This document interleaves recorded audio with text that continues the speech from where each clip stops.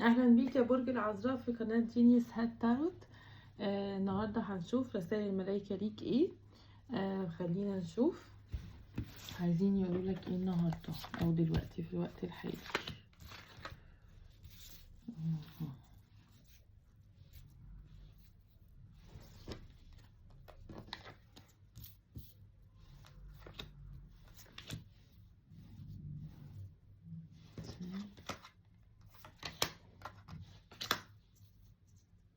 في ورقة ناقصة هنا، خلينا نشوفها.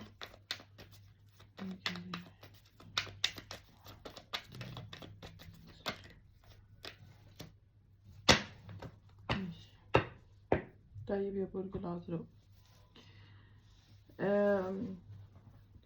واضح يا برج العذراء ان انت كنت ممكن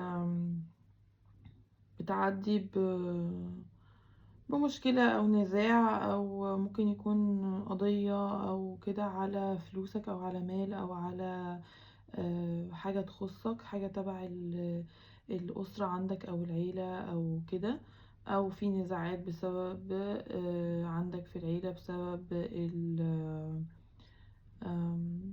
ورث،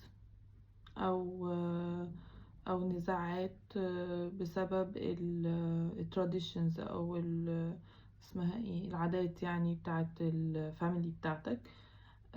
بس واضح ان انت يعني خلاص النزاع او المشكلة او القضية او هو خلاص جاية، دي نهايتها ودي الاخر بس. والعدل هيتحقق، والعدل هيتحقق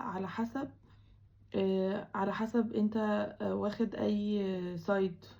يعني بمعنى اصح، يعني اللي هيجي دوت انت متأكد ان هو، انا شايف ان هو هتبقى حاجة حلوة بالنسبة ليك. بس ايا كانت النتيجة ده هيبقى متحقق العدل فيه. على حسب انت، مثلا انت الشخص اللي بتبقى عندك نزاهة وتمام والدنيا وامين في قراراتك او في مطالبك او ايه، او انت الشخص اللي مثلا حاسس ان انت عايز تاخد حاجة مش من حقك او كده، ايا كان يعني. انت محتاج بس تشوف الموضوع من بره اكتر، وتقف لنفسك وتقف للي انت مصدقه ايا كان. وكده او كده لازم تبقى عندك ثقة ان العقد ده هيتحقق ايا كان، سواء يرضيك او سواء لا. ده العدل، بس عشان تبقى واحد. بس انا شايفة ان هو هيرضيك وهتبقى مبسوط. ما تقلقش يعني. أم، ان في وممكن في ممكن تكون في علاقة مثلا عندك كمان على الناحية العاطفية، في علاقة ممكن تكون علاقة مع حد، الشخص اللي بس هي علاقة ثلاثية، وثلاثية بسبب العادات والتقاليد وكده. والشخص دوت هو زي كبير العيلة، او هو الشخص اللي الناس كلها بتروح له لما يكون عندهم مشاكل او كده. فواضح ان هو هيدعوك قريب ان انت تتقابلوا وتقعدوا تتكلموا.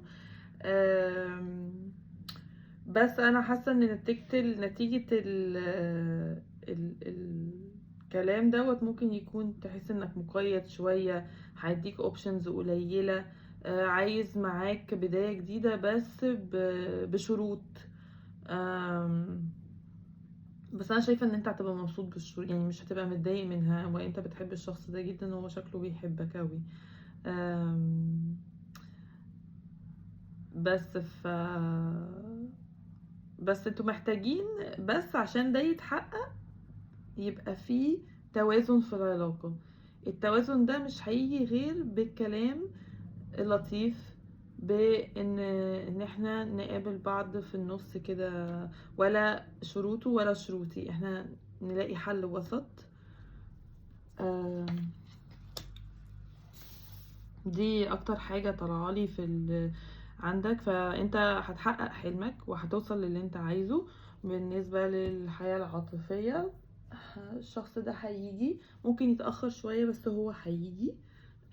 بس انت محتاج تقعد وتشوف انت عايز ايه، او تقدر على ايه او ما تقدر. انت عارف السيتويشن كله، تقدر عليه وما تقدرش عليه، عشان لما الشخص ده يجي ويبتدي يتكلم معاك فانت تبقى حاضر ما تتفاجئش، لان هو برضو هيبقى عنده شروط وعنده يعني عايز يشتغل على العلاقة وعليك وكل حاجة، بس هو عنده شغل، عنده واضح ان هو متجوز او مربوط بعيلة او بأسرة او هو كبير المكان دوت، فمربوط بمسؤوليات كتيرة، فهيبقى انت ليك جزء برضو صغير او جزء معين هو دوت يعني هيدخلك في المنظومة بتاعته او في الروتين بتاعه او في يومه بس. فانت محتاج تقدر برضو دوت ان هو عايز يشتغل على العلاقة دي بس، وتبتدي انت تشوف برضو من ناحيتك هل انت قابل ده ولا ما تقبلش ده، هل انت هتقبل ان انت تبقى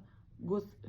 لو هو عنده 10 حاجات في اليوم، انت حاجة واحدة او حاجتين بس من ال10، في 8 هو يعني زي اهتمامه او اتجاهه مش معاك انت. بس انا شايف ان انت مش هتبقى متضايق من حاجة زي كده يا برج العذراء. بس على العموم يعني الانجلز بتقولك او الملايكة بتقولك ان انت الفترة اللي فاتت دي كلها عديت بصعوبات كتير ومشاكل كتير، خلاص هي في اخرها، و آن الاوان بقى دلوقتي ان انت تتنفس كده وترتاح. خلاص انت محتاج دلوقتي ان انت مجرد تموف اون، هي خلاص الفترة اللي فاتت دي خلاص بتنتهي وبتقفل، وده كان درس والمفروض دروس معينة المفروض تعدي بيها عشان تفهم حاجات معينة، وانت محتاج تسامح نفسك وتسامح الآخرين وتتخلى عن أي حاجة مضايقاك، أي حاجة وجعاك، أي حاجة مخاوف تتخلى عنها تماما عشان تعرف تبص لحياتك ومستقبلك. آم،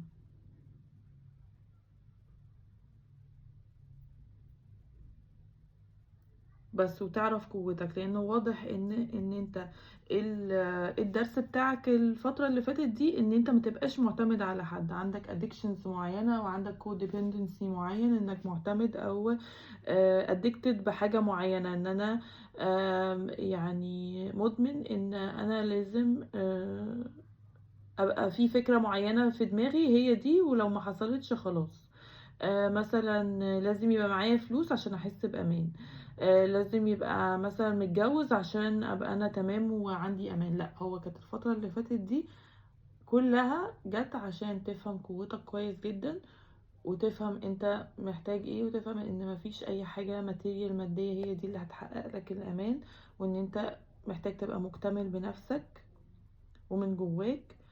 وخلاص انت واضح ان انت فهمت الدرس، وانت محتاج بس مجرد تسامح نفسك وتتخلى عن كل بقى الرواسب دي كلها، لان هي مش هتخدمك في حياتك ومش هتعمل حاجة غير انك تجذب لك نفس الاحداث. فانت محتاج خلاص انت عديت بده، وخلاص محتاج ان انت تموف اون وايه وت... وتبتدي ان انت تشوف حياتك بنظرة تانية، بنظرة بوزيتيف اكتر. أم... خلاص الفترة اللي جاية دي كلها نجاح وكلها تعويض عن كل المجهود والتعب اللي انت مريت بيه. آم، واذا اي حد عايز يساعدك اقبل المساعدة منه بس، ايا كان الشخص دوت، حتى لو انت مش بتحبه او حتى لو انت مش متقبله. حد واعرف متأكد ان اي حد بيبقى عايز يساعدك اي ربنا هو اللي بعتهولك عشان يساعدك. فشكرا يا برج العذراء، وقولولي في الكومنتس ايه الاخبار، و باي باي.